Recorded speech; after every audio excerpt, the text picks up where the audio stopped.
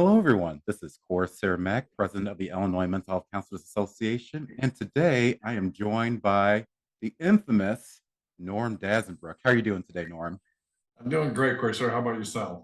So far, so good. I survived work. I know it's a little bit Hey, late, but I made it. good job. hmm I'm very proud of myself, too. All right, so As long thank as you you feel again good. for doing this interview with me. I'm going to go through a few questions to hopefully pick your brain about a Sure, lot of stuff, get your knowledge and expertise. And yeah, hopefully you'll be able to help some of our members that watch this video as well as some other people that watch this sure. video also. All right, so first things first, how did you become interested in counseling? It was interesting because my first interest was really psychology. And that always seemed to impress me in high school. And my father was director of Goodwill Industries. And back in the day, that was more like a sheltered workshop with people for physical and mental disabilities. Mhm. And uh, I would volunteer down there. I'd spend some time, got to know some of the clients and that kind of thing. And it really kind of intrigued me. And so when I went on to college, I wanted to get into psychology. And once I got into psychology, I started thinking, what do I want to do with this? And, counseling became a part of it, and I really, my undergrad degree in that, and then I had a minor in sociology, but I wanted to know more. So I wanted to figure out some kind of master's degree program. And I was at the University of Wisconsin in Whitewater. And right towards the end of my undergrad, they started a brand new counseling program. And it was primarily for teachers. Whitewater had a big, strong psychology department as well as it was kind of a teacher college in Wisconsin. Mhm.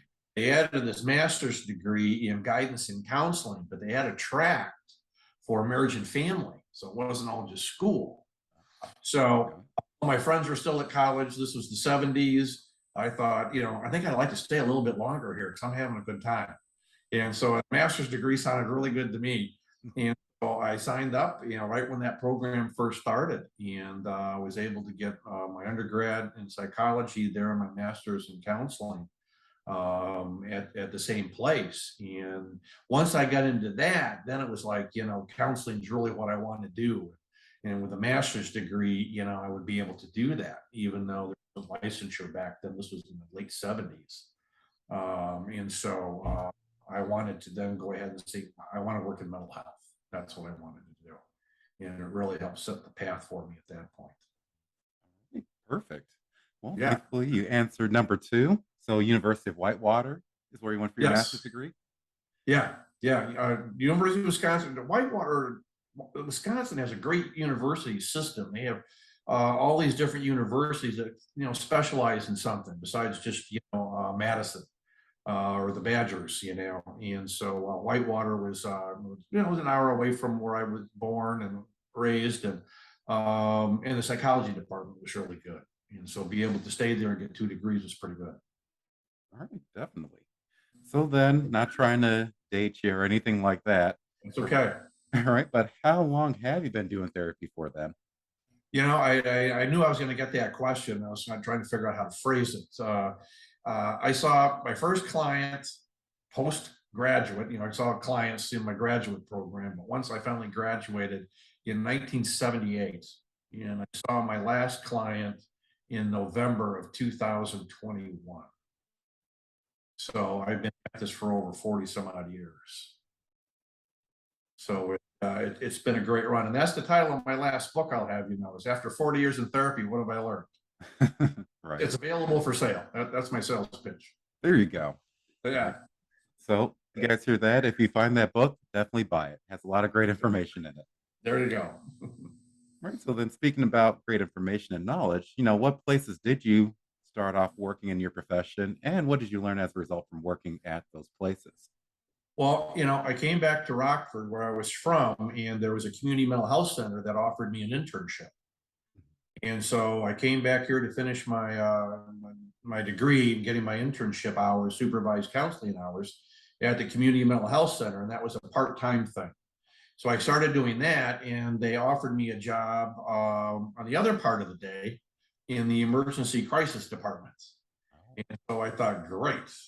I'm doing the internship for free, not getting paid for that, but I'm making money because I could work in the crisis department. And once my internship was done, they offered me a full-time job, and owing the state of Illinois thousands of dollars in student loans, I thought a job kind of sounded like a good idea.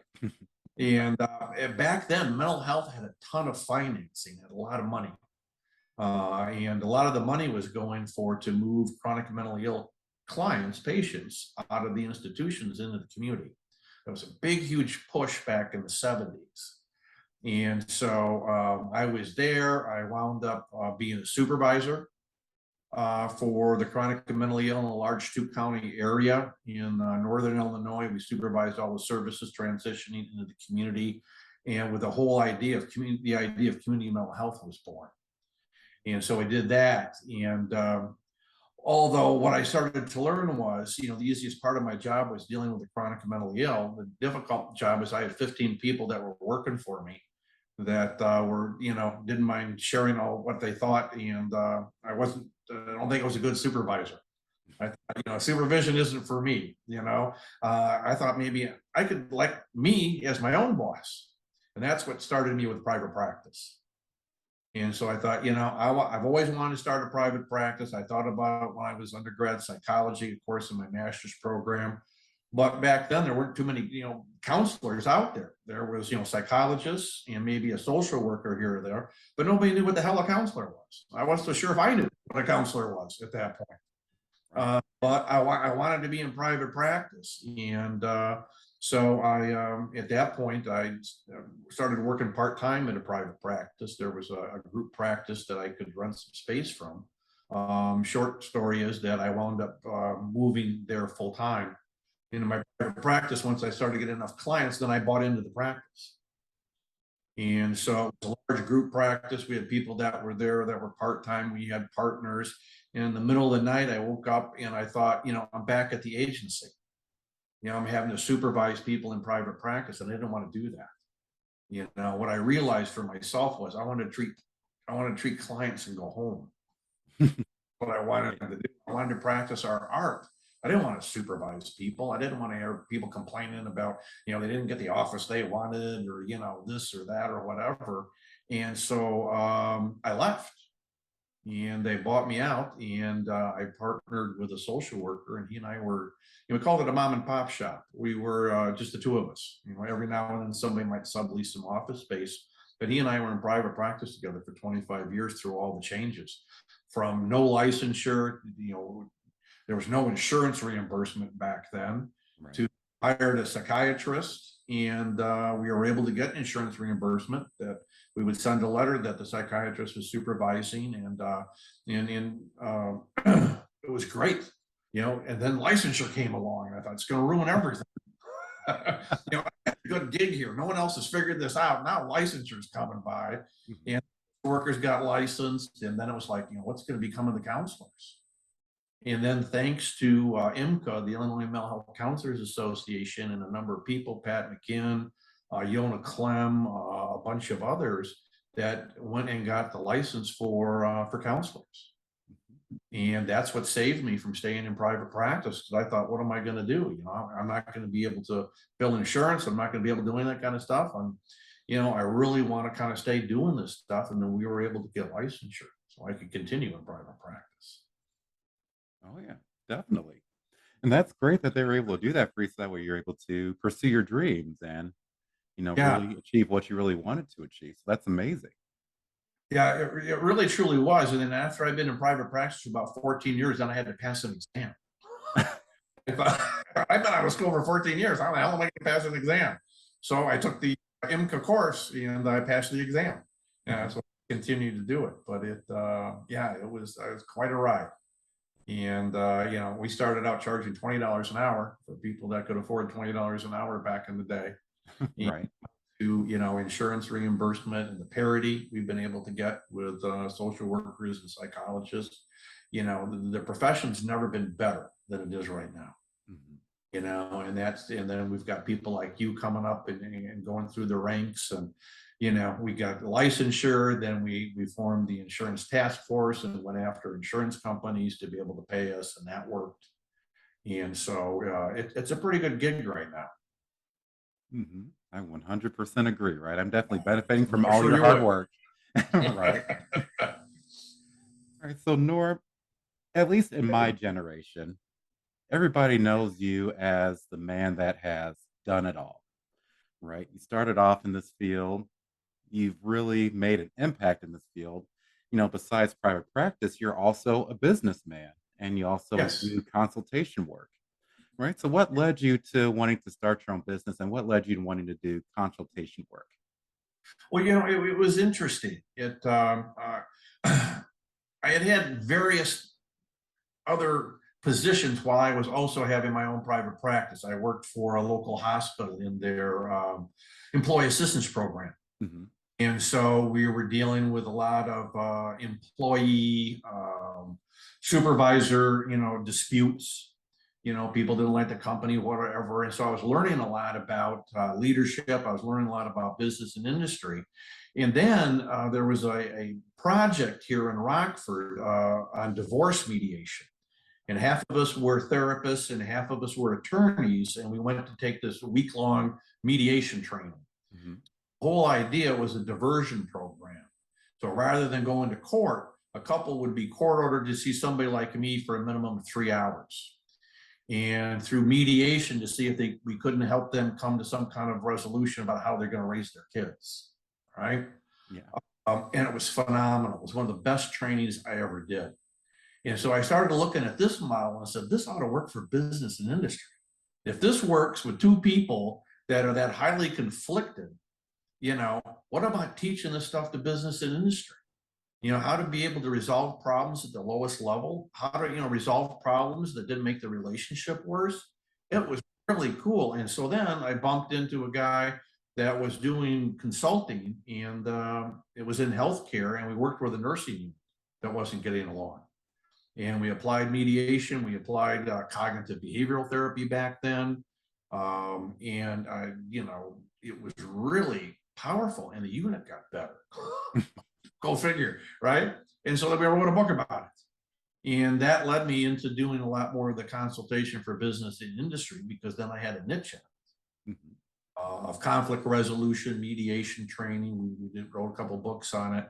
We did mediation training. We even did some labor negotiations with teaching what we call positional bargaining, rather than going back and forth. Positional bargaining is what typical union management stuff's like, and you switch that over to what's called needs-based.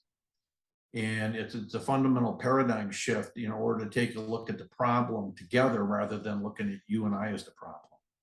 Okay. Very powerful stuff. And we did that for years and just kind of backed into a lot of things, but stayed open to it as things presented themselves. And having the license, having the background in psychology and human development was huge to be able to do that. Right. Wow. That's amazing. Right. Hopefully a lot of And people again, can it take wasn't it. by design. Yeah. That's why I always say, when one door closes, another one opens, but you got to find the first closed door. I was at the health center and I didn't like being a supervisor, and then I went into private practice and I didn't like being a practice owner, and then I started getting into the treatment, and then the same kind of thing with the mediation. It was really pretty cool how people, at the height of them being the worst, in 3 hours or less could come together and figure this stuff out. It's way cool. Mhm. Still amazes me. Right. I did that for 20 years. And at one point, I bought an outpatient chemical dependency program with a partner. We ran that. I was a clinical director and CEO, and he was the president. And we did that for a number of years together. And then one day my partner died. Oh. 46 years old and had a massive heart attack. And I had it all by myself. And the short version of the story is I negotiated an employee buyout. It wasn't fun anymore without him. Right. And employees, two of the counselors and the office manager bought the business. Oh, wow. And to run it, yeah, my partner would have been pretty proud about that, I think. Oh, yeah. Definitely.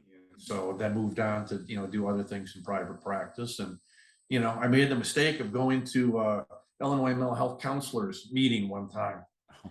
and I went there to say thank you back in 1997 for getting a license. And I went to the meeting, and at the end I said, I just stood up and said, yeah, I'm old and I want to say thank you, because that's what old people do, right? And so I said, thank you very much for getting the license. And by the time I left the meeting, I was in charge of the professional development committee. So be careful if you go to a board meeting. Right. You'll wind up being on a committee or whatever. But that was also one of the best decisions I ever made. Mm-hmm. To be involved with the Illinois Mental Counselors Association. I saw your interview with Nadia, and lifelong friendships, and that kind of thing, and that's where the private practice workshop started coming from. Oh yeah, definitely. And then perfectly segue into that, because I was a trying to lot, help you out. and I appreciate it. Right. So with those private practice workshops and with those books that you write, a lot of people also know you as a private practice expert. So what led you to wanting to start those private practice workshops? And also, what was your process for writing those books? Because a lot of people would like Sure. to know. Yeah, it's interesting. In the private practice workshops, I talk about networking. Mhm. Get out, whether it be in your community or with your profession. I was on the board. I think at that point it was 1999, and there had been some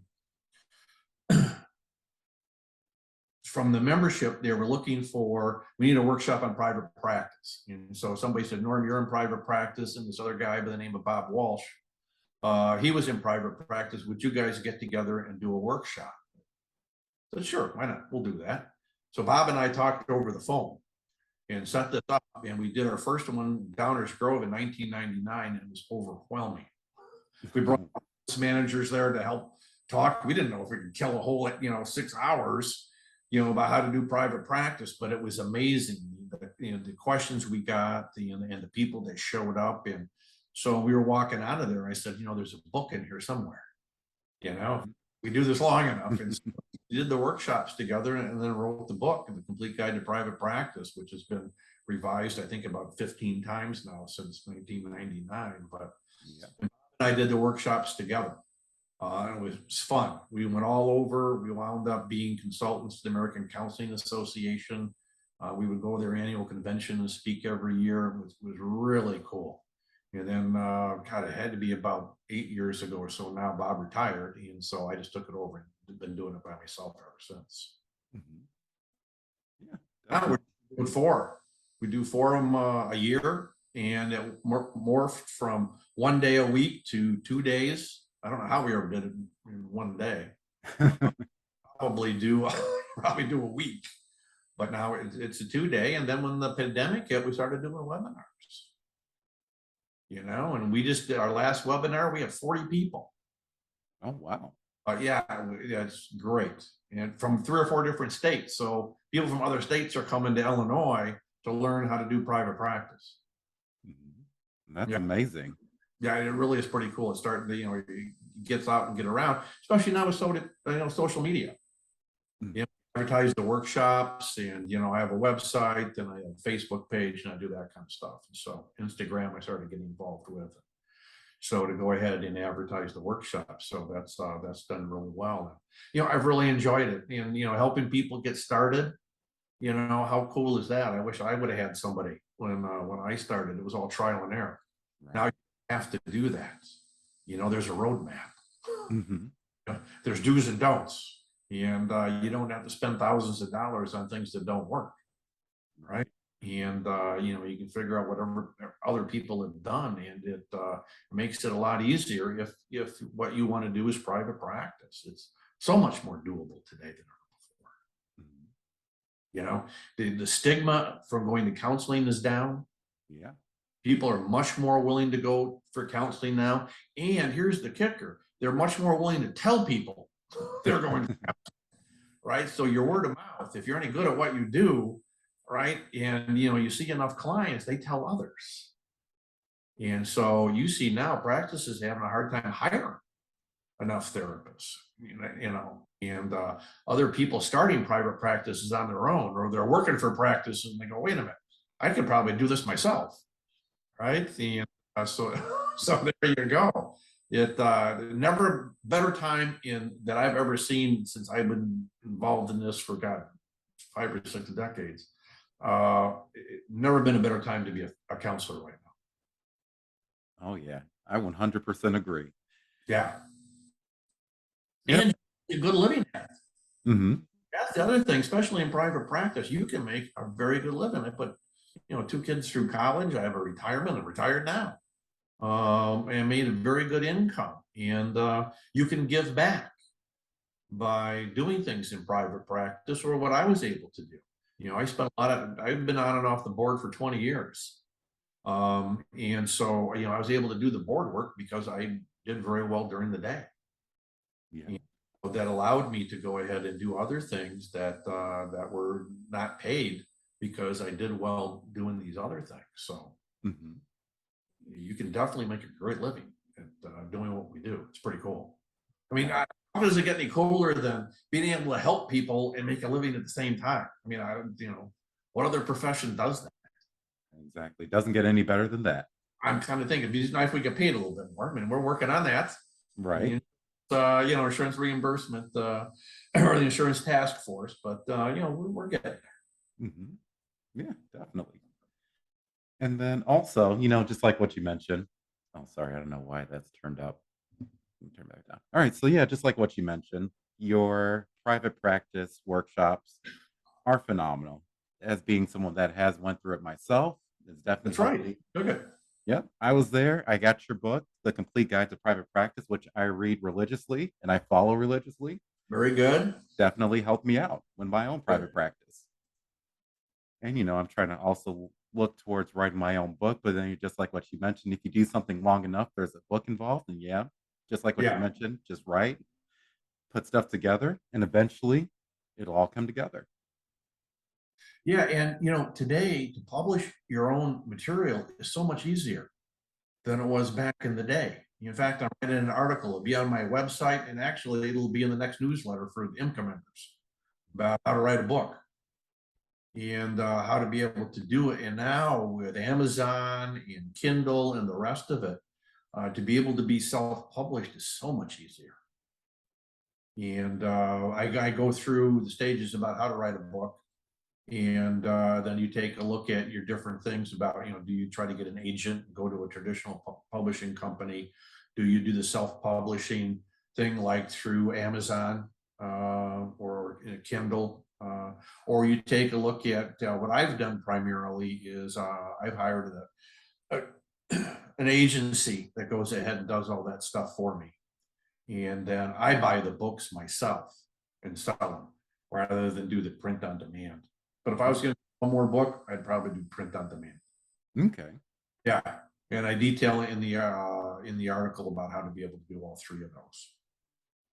All right, definitely. So, yeah, for all of our MCA members, keep an eye Well, out for that next membership article. has its value. So if Yeah. only we get you as president, but all these good things that come along with it, in the newsletter is state of the art. Mhm. People don't realize how good we have it here in Illinois. And when I started, they sent us for training in DC, and everybody looks up to Illinois. We're one of the top 5 states on what we do for counseling here and how we take care of members and that kind of thing. We're one of the largest groups. Now with IMCA and ICA, Illinois Counseling Association, we're well over 1,000 members, which is pretty cool. Mhm. Yeah. Yep, and knock on wood, we're gonna get even more, Yeah. especially And during my grow. presidency. Right. All right. So speaking of presidency, perfect segue into my next question, right? Because you were president of MCA from 2004, 2005, and then you came back and became president again back in 2012 to 2013. Right. I got drafted. Right, exactly. All right. So if you remember, what are some accomplishments that you were very proud of, and what were some things that you wish you had more time to work on as MCA president? They've changed it now. A lot of it was trial by fire. I mean, I was on the board, but I didn't know a lot. And then all of a sudden I was president. And back then we didn't have people vying for jobs. It was like, we need somebody in here to fill the slot. Mhm. So we didn't have people, running against each other and that kind of thing. We had enough people that wanted to do it. But back in 2005, we hit kind of a crossroads. We were facing a deficit in the budget. And Pat McGinn, many years ago, she was instrumental in getting a lot of things done. But one of the things she taught me was, if we don't take care of our own workshops and CE requirements and those kinds of things, the national groups are going to come in and do it for us, and they're going to take all the money. Right.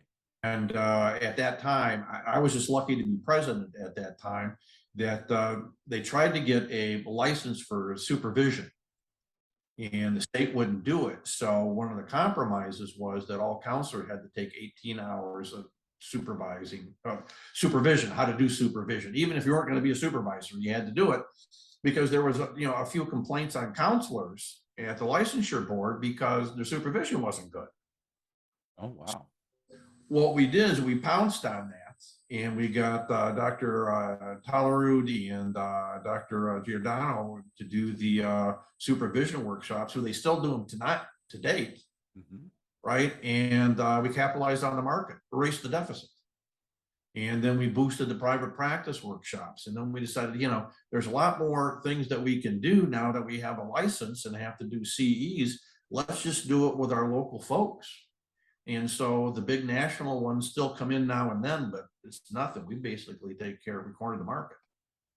And also back then too, there was some friction between the Illinois Mental Health Counselors Association and the Illinois Counseling Association. We're getting along sometimes. And so there was some talk in other areas about leaving, and maybe we go start our own. On a national level, the American Mental Health Counselors Association disaffiliated from the American Counseling Association. Oh, they didn't get along. And we saw that, and my early training also said one profession, one voice. And I thought, we're not going to do that. So we had some special meetings on the side over that time to try to iron out our differences with ICA and us being the largest division. And we were able to do that.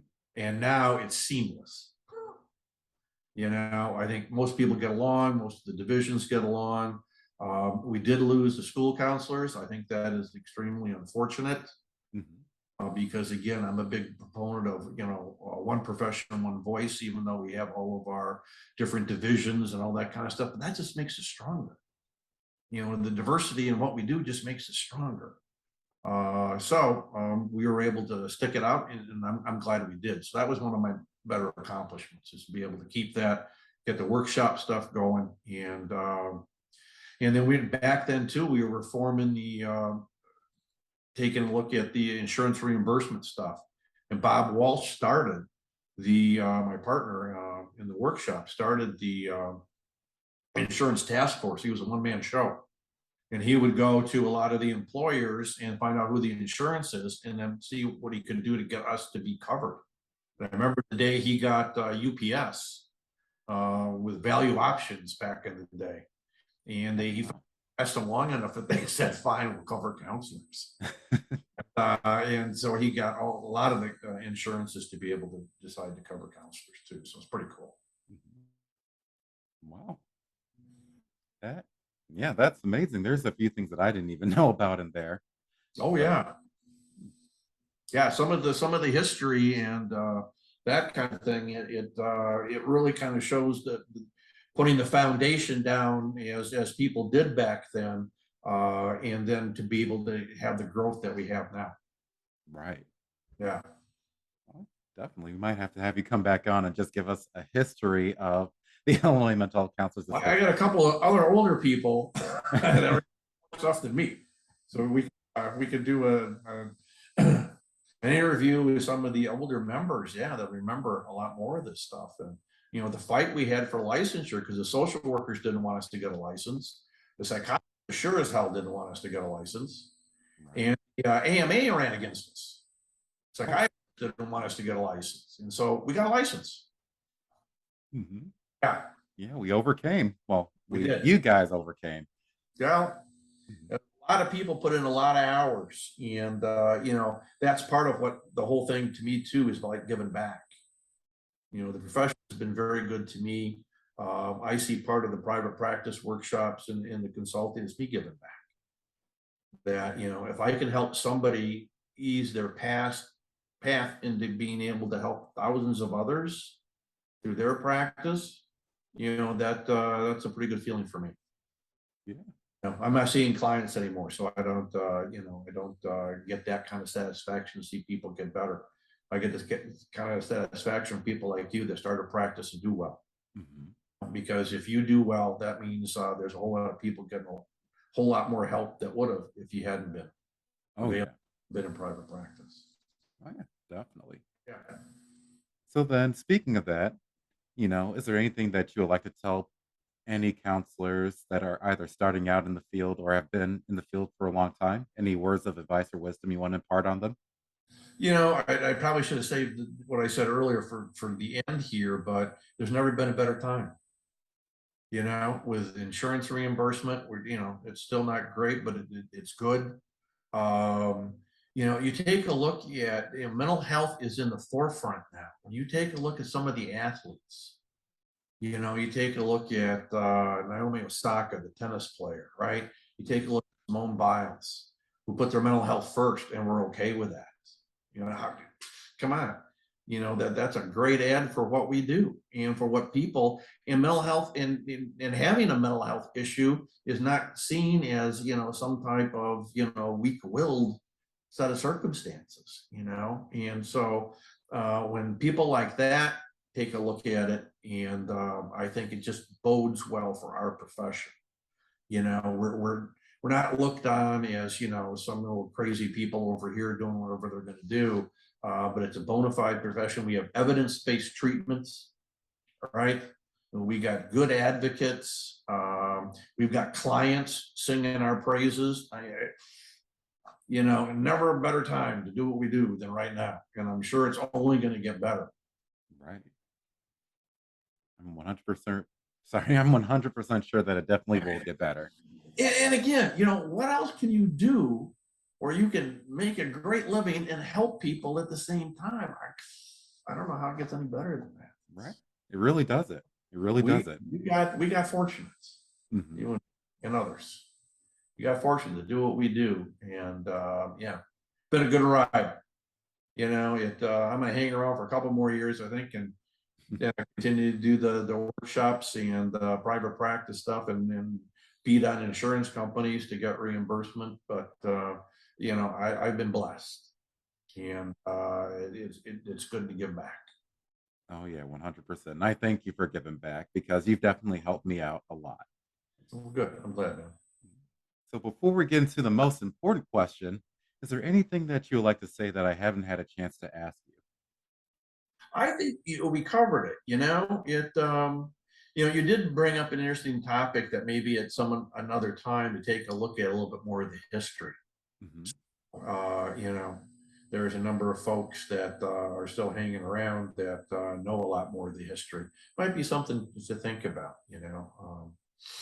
And then I know for the Illinois Counseling Association, I think we've got an archivist or whatever it's called. Somebody that holds on to records and that kind of thing. It'd be interesting to take a little look back and see what where we were and where we've come. But at any rate, bottom line is, yeah, this is a good thing, and I am so happy to have a small part of it. Definitely. All right. So now for the most important question, where can people find you? Oh, it's with a name like Norm Dasenbrook, it's pretty easy. Right. With Google Norm Dasenbrook, and I'm the person that comes up. My website is counseling-privatepractice.com. So again, counseling-privatepractice.com, or just Google Norm Dasenbrook. There's pages of stuff that come up. I write the column in the IMHCA newsletter on private practice that comes out quarterly. You can, I started getting into social media. I've got a Facebook page, Dasenbrook Consulting. People can find me. Instagram, it's the same thing. And yeah, LinkedIn, join me on LinkedIn. I put some things out there, but primarily my Facebook page. I put out the workshops and interesting tidbits that I pick up go on there for counselors. All right. Perfect. Definitely. So you hear that, everybody? Either Google Norm Dasenbrook, check him out on Facebook, check him out on But LinkedIn, check him out on Instagram. Definitely buy his books, definitely attend his workshops. He is a great man with a lot of great knowledge. Yep, so definitely check him out. So first things first, Norm, thank you again very much for letting me interview you. We definitely have to have you back on for a part two. Thank you, Corsair. Much appreciated. All right, no problem. All right, everybody, this is Coresair Mack, president of the Illinois Mental Health Counselors Association, signing out, and I'll see you guys at the next interview. Take care.